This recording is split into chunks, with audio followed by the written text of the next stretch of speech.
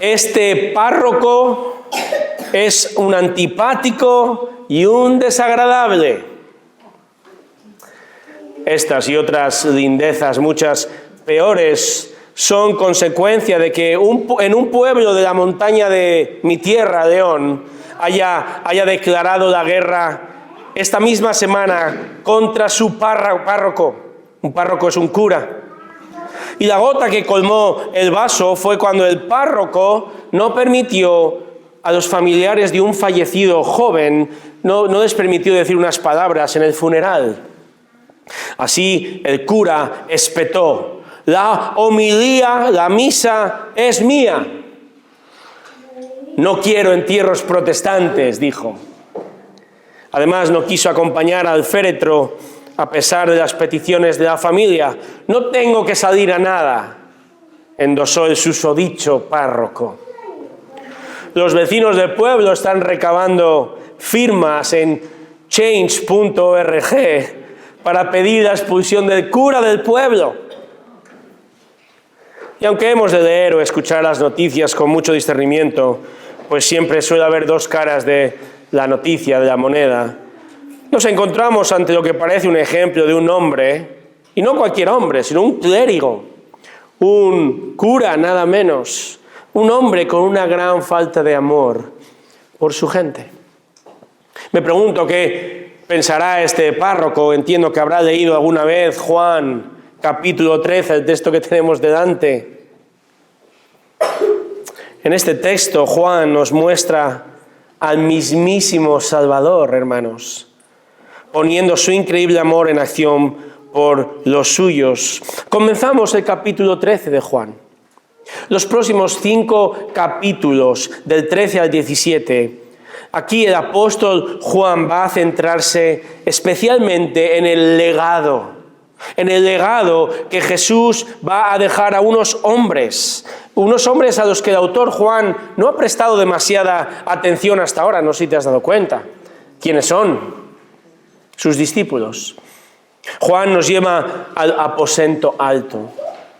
El aposento alto es el nombre común para referirse a la sala, a la habitación donde Jesús y sus discípulos cenaron y pasaron sus últimas horas juntos, al menos en ese momento. Y por discípulos, hermanos, estamos hablando de sus 12 discípulos. Los 12 formaban parte de ese grupo que Jesús especialmente había escogido de entre sus seguidores. Lucas, capítulo 6, por ejemplo, narra cómo Jesús escoge de entre todos sus discípulos a un grupo específico y los llama apóstoles. Simón Pedro, ¿verdad? Andrés, su hermano, Juan, el propio escritor, ambos hijos de Zebedeo, Andrés y Juan, hermanos, Jacobo o Santiago, supuestamente enterrado en esta ciudad, Felipe, Bartolomeo, Natanael, Mateo o Leví, recaudador de impuestos, Tomás, Simón el celote, Jacobo número 2, Judas Tadeo y Judas Iscariote, quien curiosamente siempre aparece el último de la fila. Y supongo que sabréis por qué Judas aparece el último, ¿verdad? Pero, hermanos, leamos el texto y admiremos el supremo amor que Jesús va a mostrar por los suyos, porque en este texto vamos a observar 4 aspectos del amor de Cristo. 4 aspectos del amor de Cristo por los suyos que a nosotros han de motivarnos a servirle. El primer aspecto lo encontramos en el versículo 1.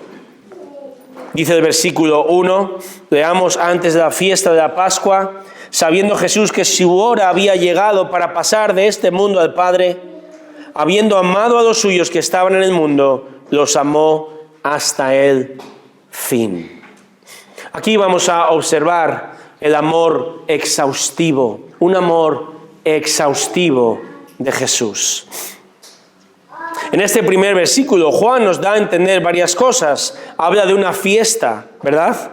La Pascua judía, esa fiesta anual que conmemoraba la liberación que Dios llevó a cabo a un Israel esclavizado en el Éxodo.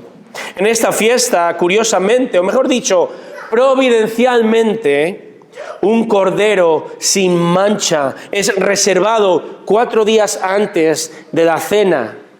Este cordero va a ser sacrificado y comido por la familia. Pero hermanos, unas horas más tarde de este momento, en Juan 13, la Pascua judía va a ser historia.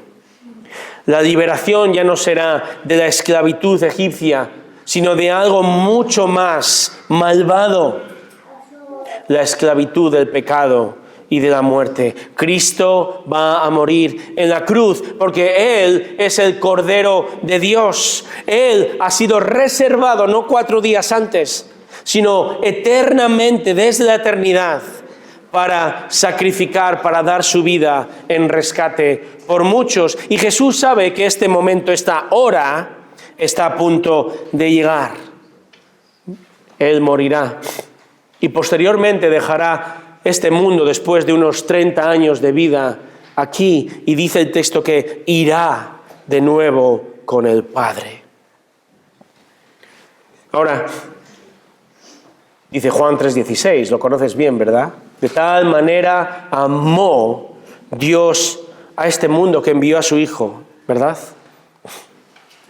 Pero el énfasis aquí es que Jesús amó a los suyos de una manera especial, de una manera particular. Y los suyos son sus discípulos. Y por extensión, hermanos, su pueblo. ¿Cuánto dice el texto que los amó? Como acaba el versículo 1. Hasta el fin, o hasta lo sumo, hasta el telos. El telos es la palabra en griego, significa hasta el fin, hasta lo máximo. El amor de Cristo por su rebaño es exhaustivo, es total, es absoluto, es perfecto. El amor de Cristo por ti es completo. Y lo demostró aquí hasta el fin de su vida. ¿Dónde ha mostrado Jesús su gran amor por su pueblo? En la cruz. La mayor muestra de amor de Cristo por su pueblo es la cruz. La máxima, es una ironía, porque la máxima humillación de Dios, del Dios hombre, supondrá la máxima expresión de amor por los suyos. Los suyos, de nuevo, son sus discípulos aquí, pero mucho de lo que va a ocurrir en el aposento alto vamos a poder aplicarlo a todo creyente hoy. Entonces te pregunto, ¿eres discípulo de Cristo? ¿Eres discípulo de Cristo? Y no pregunto porque te tengo que preguntar, porque tengo una serie de cosas que he de preguntar en la predicación. Te pregunto honestamente, ¿eres discípulo de Cristo? Si lo eres, recuerda, Él te ha amado y te ama incondicional, exhaustiva, perfectamente. Y te ama aún cuando tú estás en este mundo, aún en medio de tu error, aún en medio de nuestro pecado. Observa esto: habiendo amado a los suyos que estaban en el mundo. Piensa en esto. Jesús ya tenía muchos suyos que no estaban en el mundo. Es decir, muchos creyentes del Antiguo Testamento que ya estaban en la gloria, ya estaban en el paraíso con Dios en ese momento.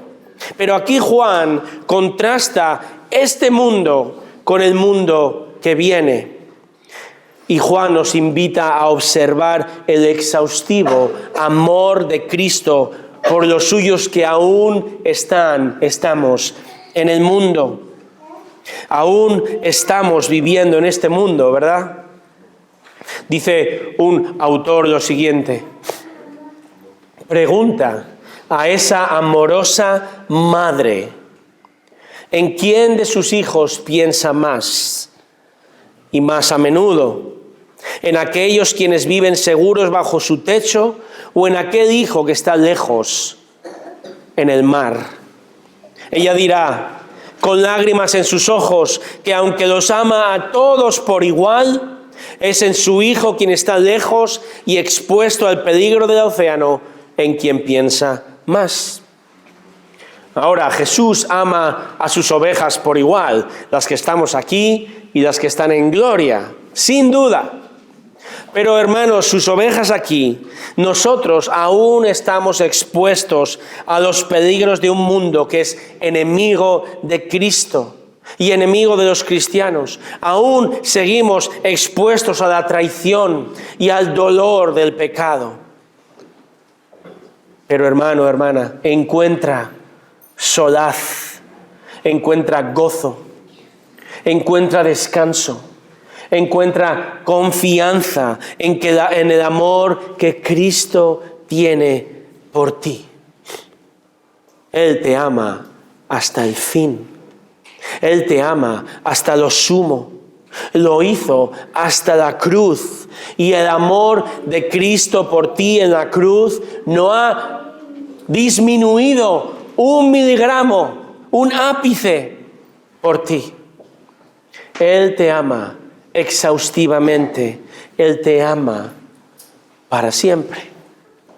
El amor de Cristo, dice Efesios 3:19, sobrepasa el conocimiento. Nos explota la cabeza cuando conocemos más el amor. Y el amor del Señor no solo es exhaustivo, completo, sino que el amor de Cristo por los suyos es, en segundo lugar, un amor entregado.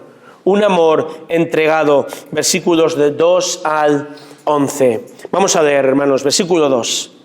Y durante la cena, como ya el diablo había puesto en el corazón de Judas Iscariote, hijo de Simón, el que lo entregara, Jesús, sabiendo que el Padre había puesto todas las cosas en sus manos y que de Dios había salido y a Dios volvía, se levantó de la cena y se quitó su manto y tomando una toalla se la ciñó.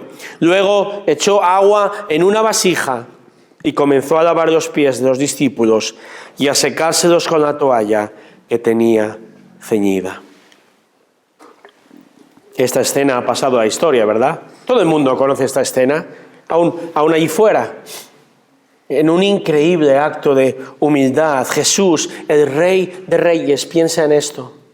El Señor y sustentador del universo, el Salvador, el infinito, realiza la tarea reservada al más inferior de los esclavos.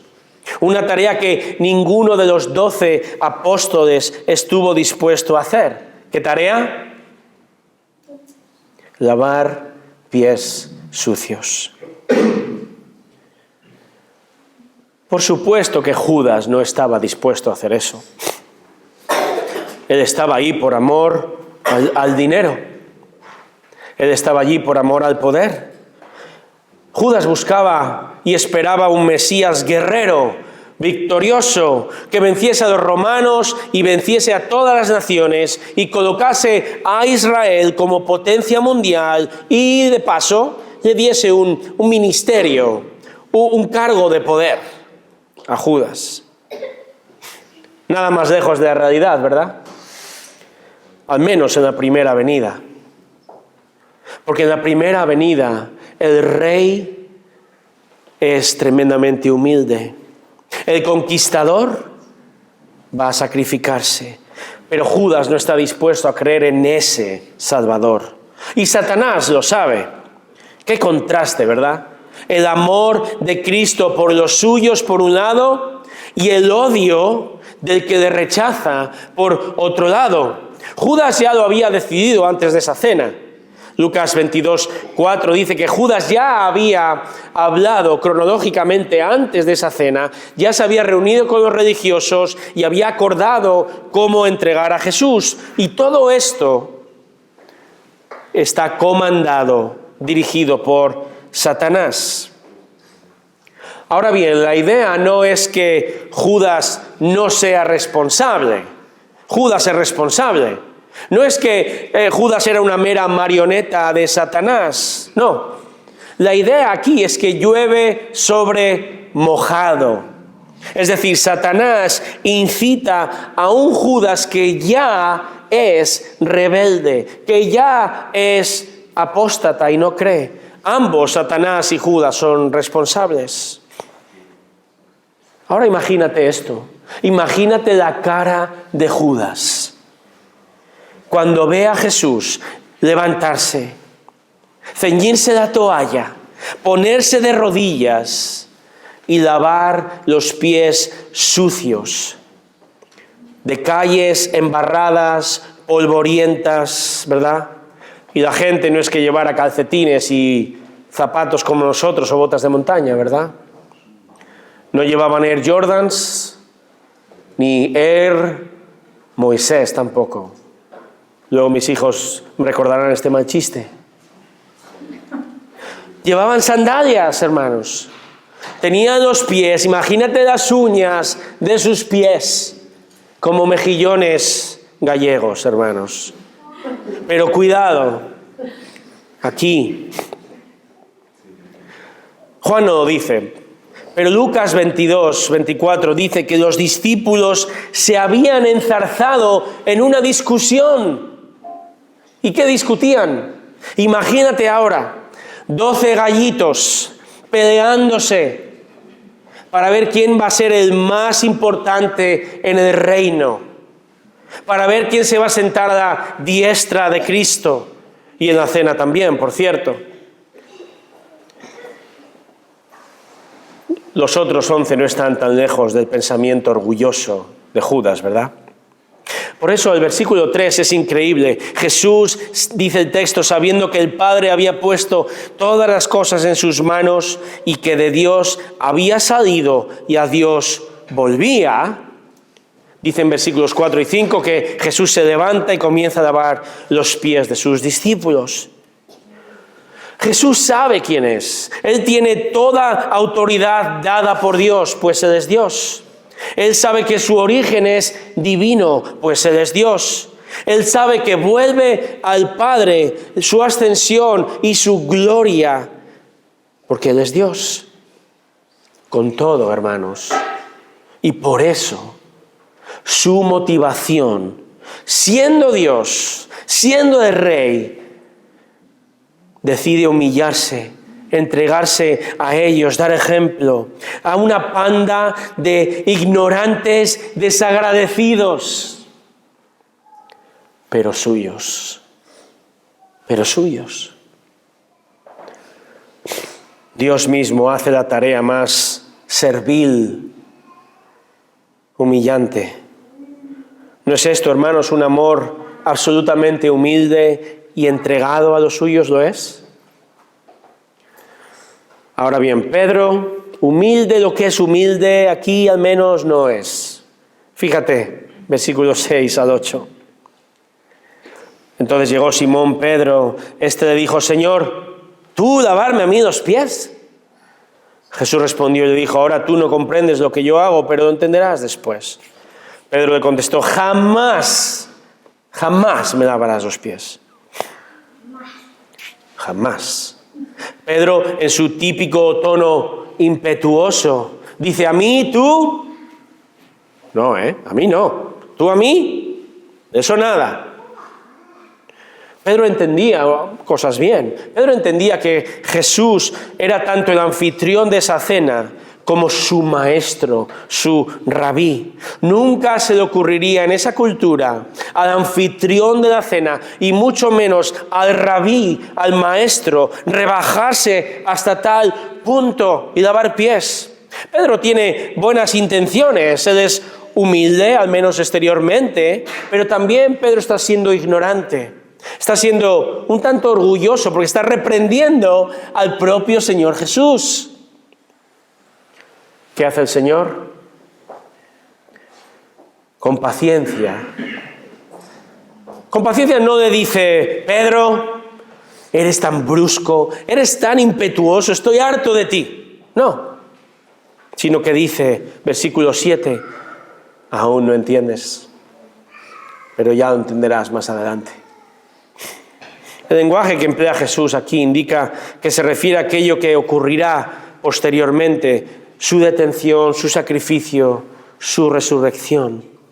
Pedro va a entender mucho más, no solo por lo que va a acontecer a Jesús, pero porque el Espíritu Santo prometido le va a guiar a la verdad, a entender la verdad de lo que está viviendo. El Señor Jesús en este mismo aposento, en el siguiente capítulo 14:26 y en el 16:23 va a decir que el Espíritu Santo va a venir y os va a enseñar todas las cosas, os recordará lo que os he dicho y os guiará a la verdad. Pedro y los discípulos comprenderán muchas cosas que ahora no entienden. El Espíritu Santo les va a guiar. Versículo 8 dice ahora, Pedro le contestó, jamás me lavarás los pies. Jesús le respondió, fíjate, si no te lavo, no tienes parte conmigo. Pedro parece entrar en razón por las palabras de Jesús. Y Jesús ahora, como hace tan a menudo, habla en un sentido doble. No solo está demostrando un tremendo amor humilde y entregado en este instante, sino que está comunicando, podemos decir, Jesús está haciendo una parábola en acción. Porque el lavar, este verbo lavar, va a hacer referencia a algo mucho más que lavar con agua los pies.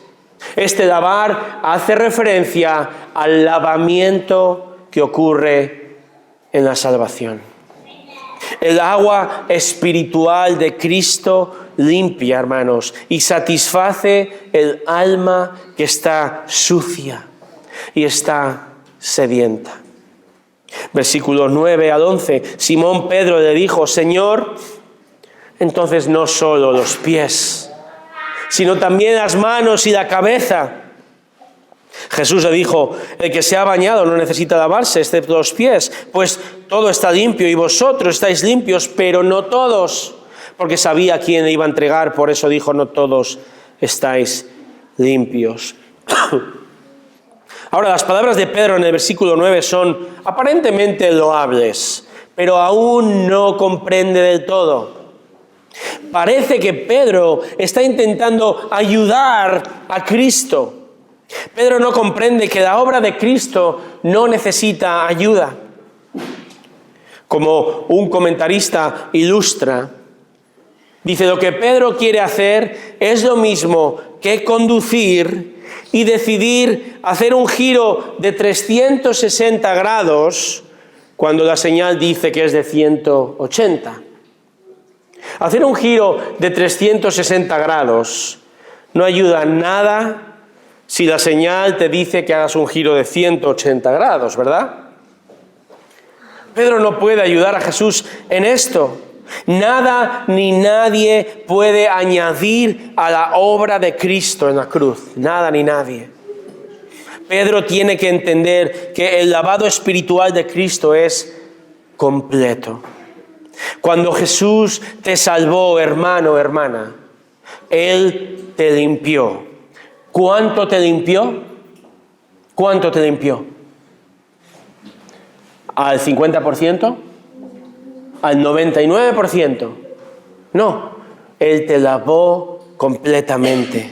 No hay nada más que tú puedas añadir a la salvación. Tú no puedes añadir nada al sacrificio, al perdón de tu pecado. Tú ya has sido bañado. El verbo en el versículo 10, el que se ha bañado, está en voz pasiva. ¿Quién ha bañado? Tú no te has bañado. Alguien te ha bañado. El Señor te ha limpiado.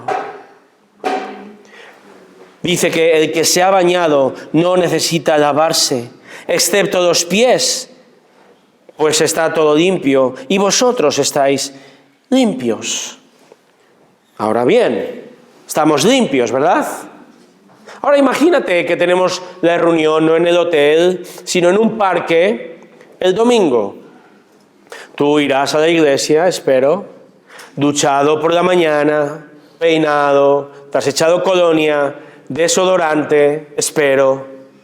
Pero decides ir a la reunión en el parque con sandalias. y el acceso, el camino es polvoriento. ¿Qué ocurriría al llegar después a casa? ¿Cuál es lo natural? ¿Ducharte de nuevo otra vez o lavarte los pies, por lo menos, verdad? Esa sería la mayor necesidad, no el resto. Esto ilustra un poco lo que Jesús está diciendo. El bañado, es decir, el salvo, no necesita ser salvo de nuevo, limpio. Quien es limpio, versículo 10, quien es puro espiritual. Estos verbos están en presente. Es una realidad constante, siempre limpios, siempre salvos. Una vez salvo, una vez limpio, siempre serás limpio. Amén. Quien es salvo nunca perderá su salvación.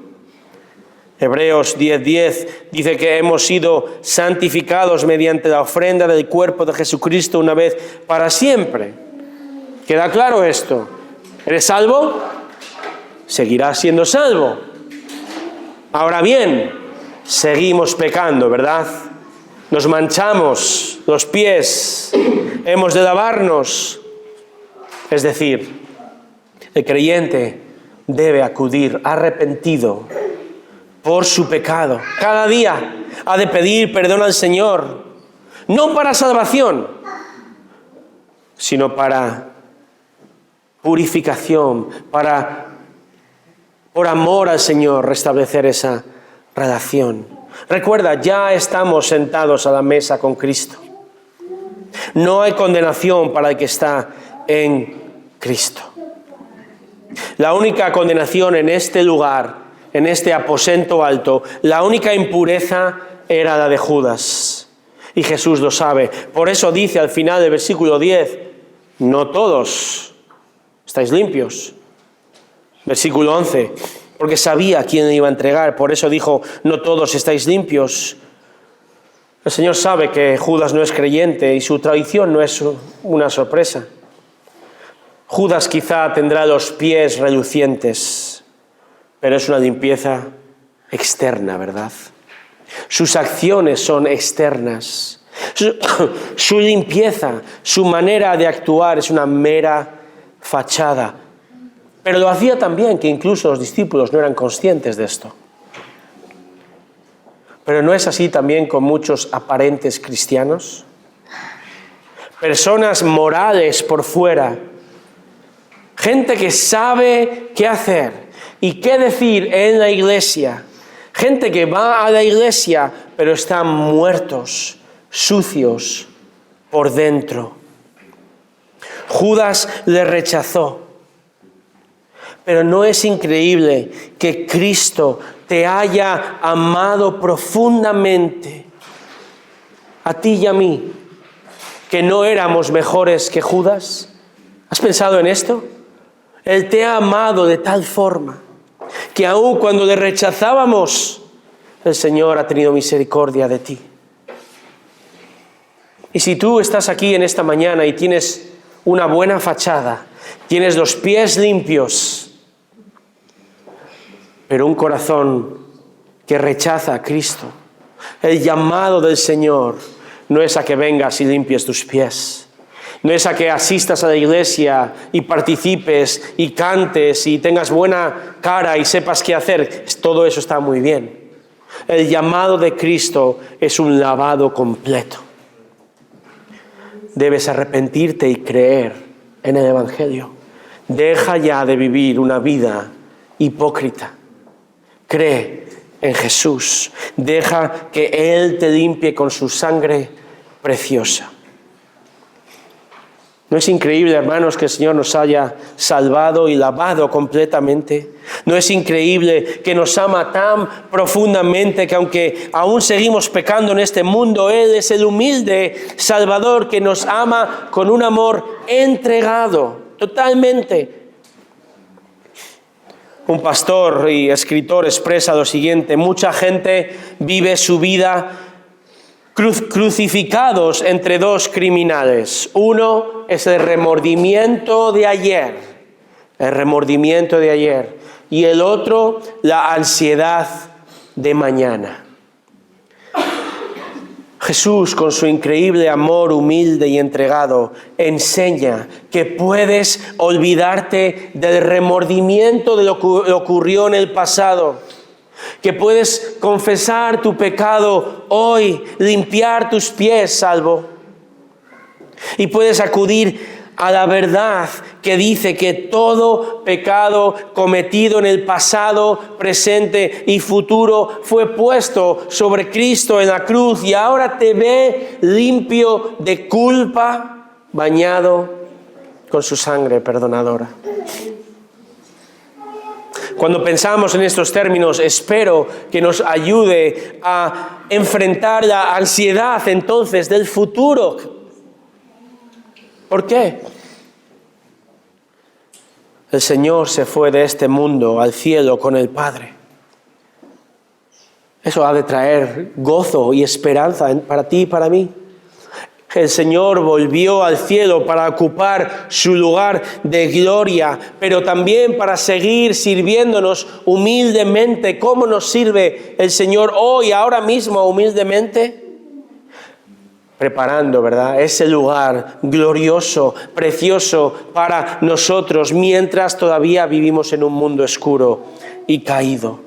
Cristo sigue entregado por su iglesia, por su esposa. Vamos a responder al Señor, a su amor, con nuestra amorosa obediencia a su palabra. Vamos a responder. Estamos viendo 4 aspectos del amor de Cristo por los suyos que nos llaman a responder en amorosa obediencia, que nos motiva a servir, espero. Veamos el tercer aspecto, versículos 12 al 17, un amor ejemplar, un amor ejemplar. Lee conmigo versículo 12.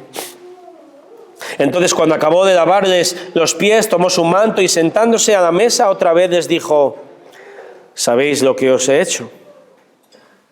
Dejemos aquí un momento. El Señor es el Maestro perfecto. El Señor ha usado a lo largo de su ministerio toda situación para enseñar a las multitudes, a los discípulos. Constantemente utilizaba todo tipo de situación. Usaba una semilla como una lámpara o una oveja, ¿verdad?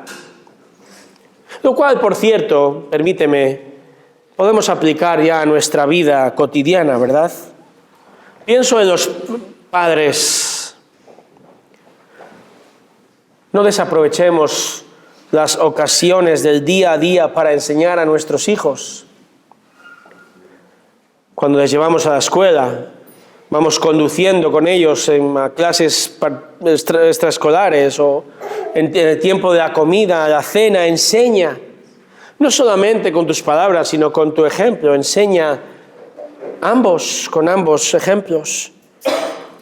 Padres, tenemos a nuestros hijos un tiempo limitado. No seamos, hermanos, no seamos perezosos. Instruyamos a nuestros hijos desde la palabra, corrijamos desde la palabra. No seamos perezosos, pues hemos de desintoxicarlos de tanta enseñanza humanista que ya traen desde nacimiento, pero que se potencia fuera de casa o incluso en casa, muchas veces con la televisión o el internet. Toda oportunidad es buena para contrarrestar la enseñanza antibíblica que reciben y poder enseñar la palabra de Dios. Fin del paréntesis. Jesús no va a desaprovechar esta situación con aquellos hombres que ha escogido de forma especial. Ellos van a ser la primera generación de predicadores del Evangelio de salvación. Por eso pregunta: ¿sabéis qué es lo que os he hecho? Versículos 13 al 15. Vosotros me llamáis Maestro y Señor y tenéis razón porque lo soy. Pues si yo, el Señor y el Maestro, os lavé los pies, vosotros también debéis lavaros los pies unos a otros, porque os he dado ejemplo para que como yo os he hecho, vosotros también hagáis. Hasta aquí. En aquella cultura, Jesús, como el maestro que es, está por encima de ellos. Pero ¿qué es lo que acaba de hacer? Servir humildemente. ¿Por qué? ¿Por qué el Señor ha servido humildemente? Como dice el texto, para dar ejemplo. Fíjate bien, si Él, el Maestro, el Señor, los ama tanto como para entregarse así, ¿cuánto más no deben hacer ellos entre ellos mismos y unos a los otros? Hay que decir, esto es otro paréntesis, que no solo la Iglesia Católica o Romana realiza lo que se llama un lavatorio, donde cada jueves santo del año, en el momento de la Semana Santa, algunos obispos lavan los pies de 12 pobres, es una tradición.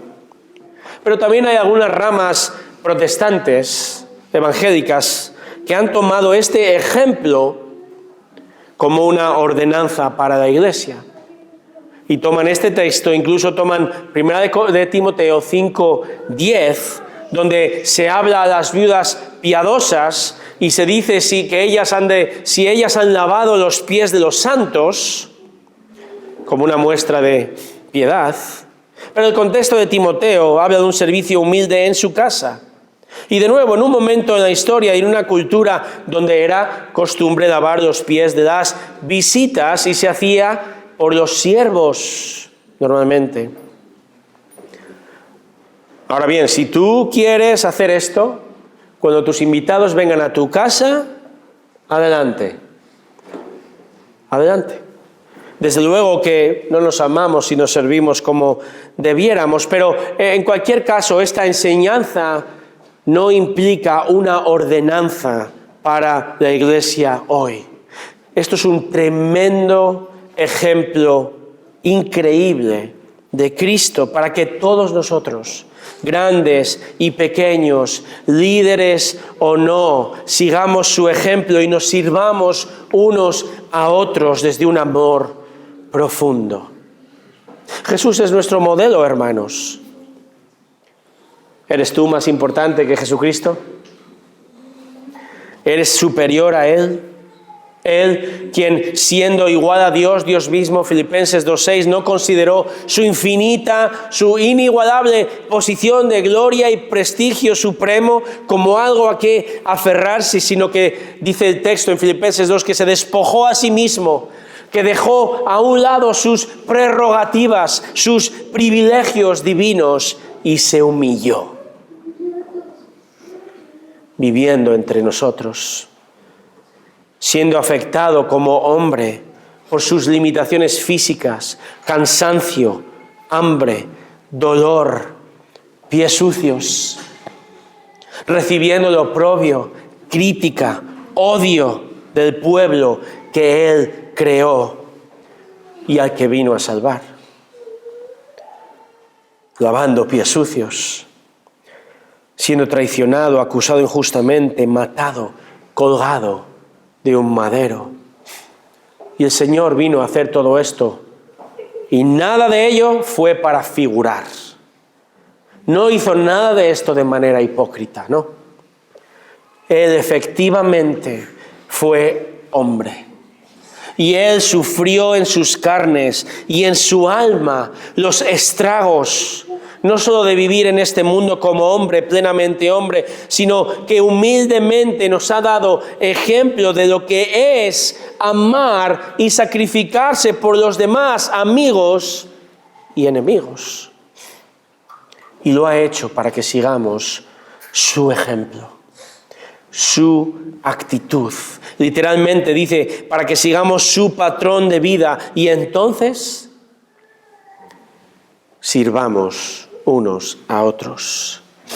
Para que, versículo 15, como Él ha hecho, nosotros también hagamos, ¿el qué? Crecer en un amor exhaustivo, completo, entregado unos por otros y ejemplar. ¿Qué frena el servicio entre nosotros, hermanos? ¿Sabes? Hay muchas cosas que frenan que tú y yo sirvamos, pero hay una que creo que va por encima de las demás. Dice el pastor ya fallecido J.C. Ryle, no hay pecado más ofensivo a Dios y tan perjudicial para el alma como el orgullo. El orgullo. El orgullo fue el primer pecado de la historia, el de Satanás ante Dios. Pero Cristo entregó su vida para que destruyamos nuestro orgullo y nos sirvamos unos a otros en amor. Iglesia, amada iglesia, esto no es una sugerencia, esto es un mandato. No seguir su ejemplo, no amar a los hermanos, es desechar su mandato. Es exaltarme a mí mismo por encima del Maestro y el Señor Jesucristo. Y Jesús no va a ceder un solo milímetro a quien hace esto. Versículo 16, fíjate, en verdad os digo, un siervo no es mayor que su Señor, ni un enviado es mayor que el que le envió. ¿Qué quiere decir esto? Ningún emisario, enviado, tiene derecho a pensar que está exento de las tareas realizadas alegremente por quien lo envió. Y ningún esclavo tiene derecho a juzgar cualquier tarea servil como inferior a él después de que su amo ya la haya realizado. Es decir, pongamos un ejemplo. Si yo, como pastor, aún con la autoridad que Dios me da, aún con el llamado a la congregación de someteros a vuestros líderes, Hebreos 13:7. Pero si me extralimito en mi posición, en mi autoridad, si comienzo a enseñorearme sobre vosotros, 1 de Pedro 5:3, si empiezo a subyugar con miedo, con rudeza a los que Dios ha puesto a mi cargo, tendré que rendir cuentas, duras cuentas ante el Señor.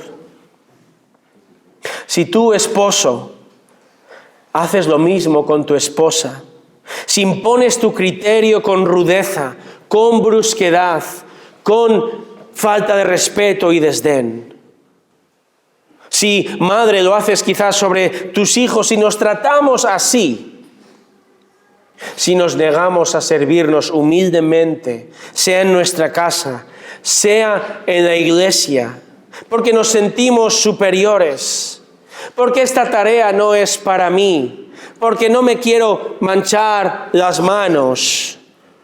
Cuidado con desear posiciones de prestigio o no, si no estamos dispuestos a servir de manera ejemplar. El peligro es que estaremos pecando gravemente contra el Dios poderoso que nos ha amado humildemente y ha ejemplificado, como vemos, de manera suprema el servicio entregado y amoroso a los demás.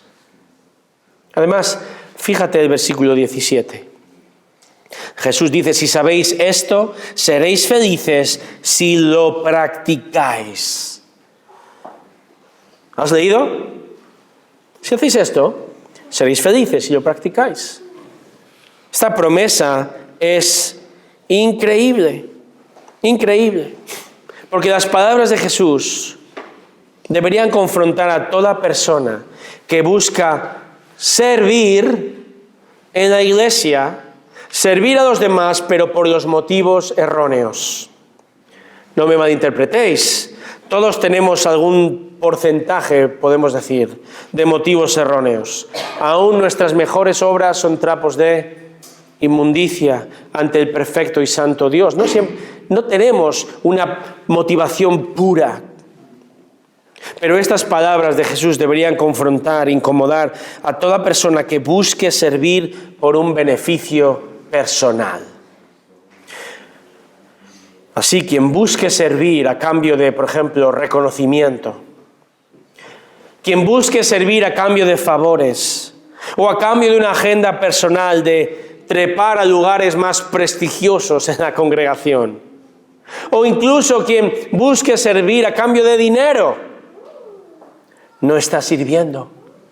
sino que es un mercenario del Evangelio. En cambio, Cristo ofrece una promesa: felicidad, gozo. La promesa, hermanos, escucha bien, la promesa es que habrá gozo, felicidad a través del servicio obediente y humilde a Cristo en el contexto de tu iglesia. Esta semana escuchaba un testimonio muy honesto de un creyente. Fíjate lo que decía. Dice: realmente no me gustaban demasiado los cristianos. Bueno, es honesto. Para mí el cristianismo era un poco como un paquete que tienes que comprar. Algo así como: obtengo a Jesús y en el mismo paquete se me da a los cristianos. Una parte de ese paquete me encanta, Jesús. Otra parte, no tanto, los cristianos no tanto, decía este hermano. Con todo, comencé a asistir a la iglesia. No con gran entusiasmo, la verdad, pero me fui integrando. Un día, sentado en la última fila como de costumbre, alguien se acercó a mí y me preguntó si querría ayudar a servir café a los hermanos. Yo que trabajaba 70, 80 horas a la semana. Yo soy un prestigioso abogado en Londres. Yo no soy un camarero, pensé. No tengo tiempo para esas cosas. Pero de mi boca salió algo inesperado. Ok, lo haré. Y al instante me arrepentí. El domingo siguiente me ves tremendamente estresado, preparando el café, colocando vasos. No con la mejor actitud. Pero cuando comencé a servir los cafés a la congregación, algo cambió en mí. Comenzó un proceso donde me di cuenta de que estaba creciendo en mi amor a los hermanos, incluso a aquellos que antes yo había pensado que no eran tan majos. Mi amor por ellos comenzó a crecer. Eso me llevó a querer servir más y mejor. Compremos un mejor café para los hermanos. Hagamos un mejor servicio para ellos, decía. Este hombre termina diciendo: a menudo digo, servir café en mi iglesia cambió mi vida. Porque me di cuenta del privilegio de servir a la esposa de Cristo por quien Él lo dio todo. Todo. Qué gran ejemplo, hermanos, ¿verdad? De bienaventuranza, de gozo. Cuando una persona obedece el llamado de Cristo de practicar este servicio amoroso y entregado a la iglesia. La iglesia no es perfecta. ¿Sabes el dicho, verdad? Si encuentras a la iglesia perfecta, ¿qué sigue?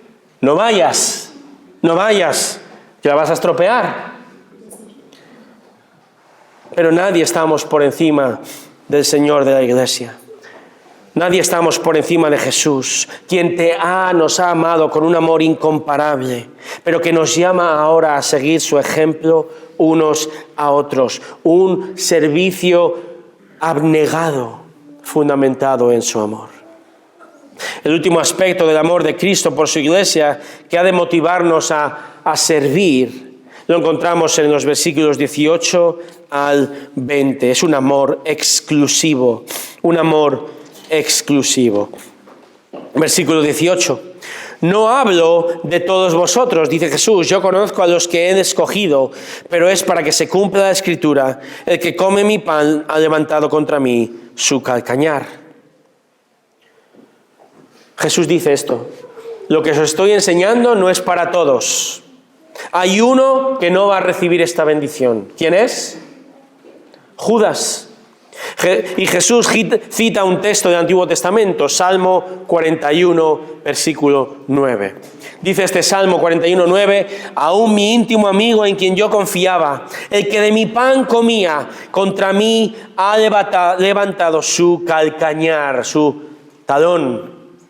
Esa era una forma de expresar traición y violencia en aquel contexto. En el Salmo 41, David, el escritor, escribe de una traición por parte de su consejero y amigo fiel llamado Ahitofel. David comía, David confiaba en su consejero. Pero ¿qué ocurre? Ahitofel se une a la conspiración iniciada por Absalón, el hijo de David.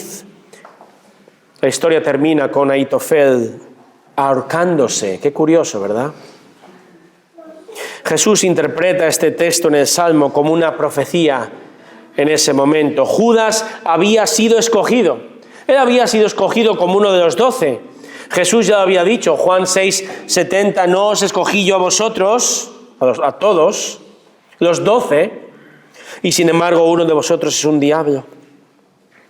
La elección excepcional de Judas estaba escrita desde la eternidad, pero no nos engañemos. Como ya vimos, Judas es personalmente responsable de sus acciones. Judas va a ser un instrumento de Satanás y de llevar a Cristo a la cruz.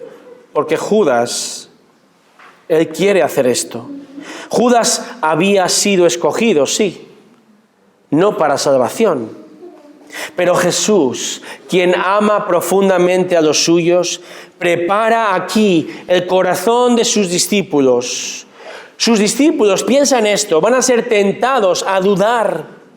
Cuando vean la aparente derrota, cuando vean la traición de Judas, el arresto, los latigazos, el juicio, la crucifixión, la muerte de su Señor, van a ser tentados a decir, se acabó.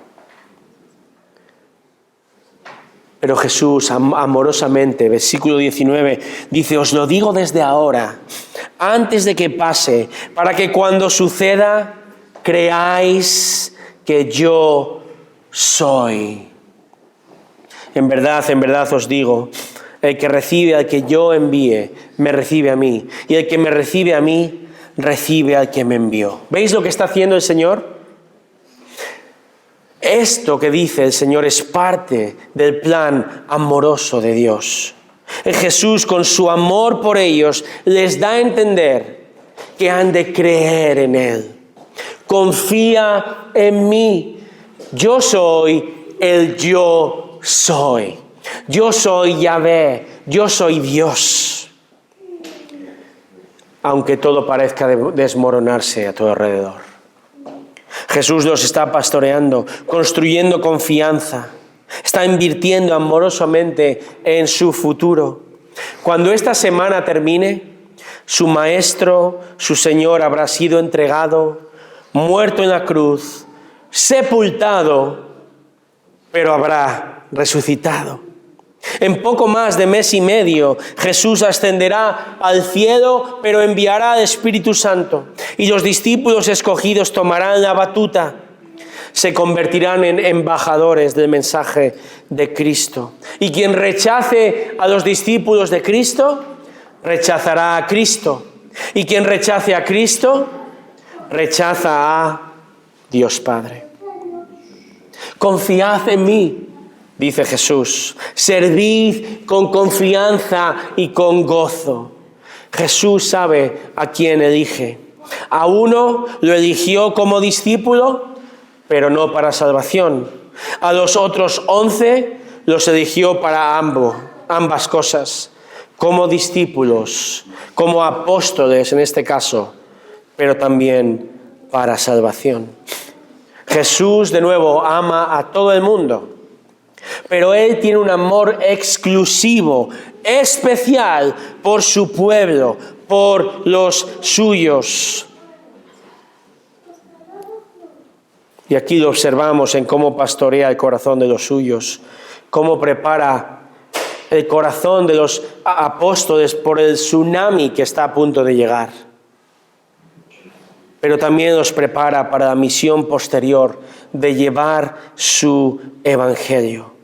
Ellos no tienen que temer, porque su amor exclusivo ha provisto salvación y protección en el servicio que van a realizar a partir de entonces. Y de la misma manera, hermanos, nosotros somos llamados a no temer. El Señor te dice ahora, no temas. Confía en mí.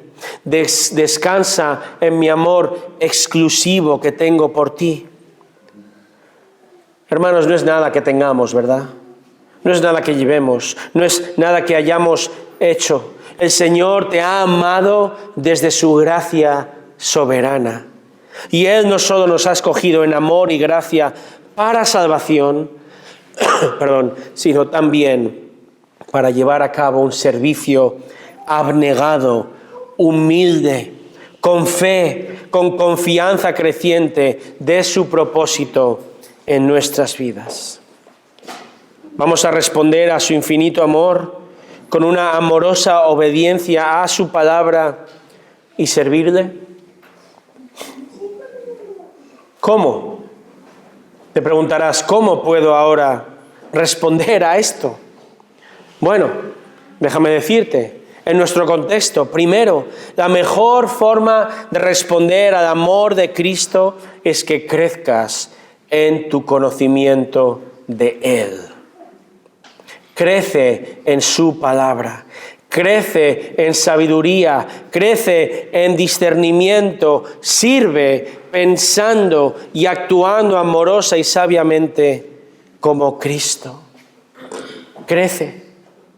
Sirve a tu familia, sirve a tu cónyuge, sirve a tus hijos con paciencia, con amor humilde. Sé el mejor ejemplo posible en tu casa. Sirve a tu iglesia. Ama con un amor constante, creciente, un amor sacrificado. Sé condescendiente con los humildes.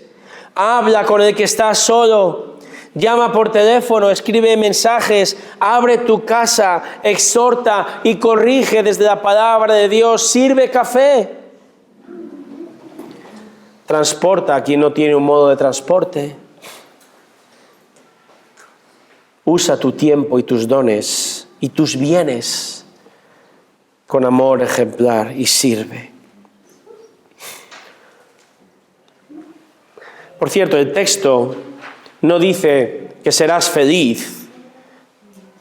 Versículo 17. No dice que serás feliz cuando sirves así y amas así, porque la gente te va a amar y va siempre a estar agradecida por tu servicio. No dice eso. No. Jesús muestra un amor abnegado, un servicio humilde, a pesar de la respuesta de la gente. A pesar de la respuesta de tus hijos, de tu cónyuge, de tu iglesia, tu motivación ha de ser Cristo.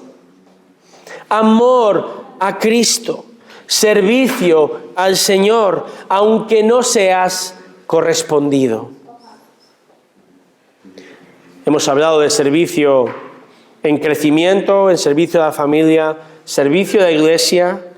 ¿Cómo puedes responder al amor y responder a tu sociedad, a quien tienes alrededor? Bueno, puedes hacerlo de muchas maneras, pero la mejor, aprovecha quizá, como hablábamos antes, aprovecha estas Navidades para proclamar el mensaje de amor y perdón en Cristo. Predica el Evangelio, la mayor muestra de amor a los demás. Confiando sin temor, sin vergüenza, que no hay nadie como Cristo, que su amor es incomparable y su amor es eterno. En Lucas capítulo 12, Jesús cuenta una parábola en el contexto de su segunda venida. Lucas 12 dice que un señor regresa y cuando encuentra a sus siervos fieles, capítulo 12, versículo 37, dice: dichosos aquellos siervos a quienes el Señor, al venir, hallé velando.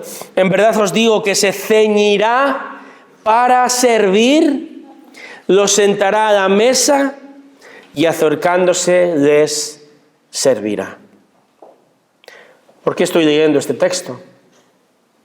Porque, hermanos, Cristo no solo amó y sirvió en el pasado. Cristo no solo sigue sirviendo hoy, amando hoy a su iglesia, sino que Él, cuando vuelva con poder y gloria en su segunda venida como guerrero divino, Él va a seguir sirviendo a la mesa de los suyos. Increíble. El amo se pone el uniforme de sirviente. El presidente se viste de conserje. El director general limpia los baños. Todo muy bien. Pero el Mesías Todopoderoso, con su increíble amor, seguirá siempre siendo tan humilde como el bebé que fue en Belén. Recuerda, hermano, hermana, Él tiene un amor exhaustivo por ti, completo, entregado, ejemplar, exclusivo. Él te ama de forma incomparable. Nunca cesará de amarte si eres suyo. Por eso vino a este mundo. Vamos nosotros a responder a tanto amor y servirle y obedecerle hoy en amor a Él. Pongamos su ejemplo de amor en acción hoy los unos a los otros. Oremos, hermanos. Señor, realmente eres incomparable. Gracias por tu tremendo amor. Gracias por tu servicio abnegado. Señor, lo hiciste primero por amor al Padre. Serviste al Padre, obedeciste su voluntad, porque le amas perfectamente desde la eternidad.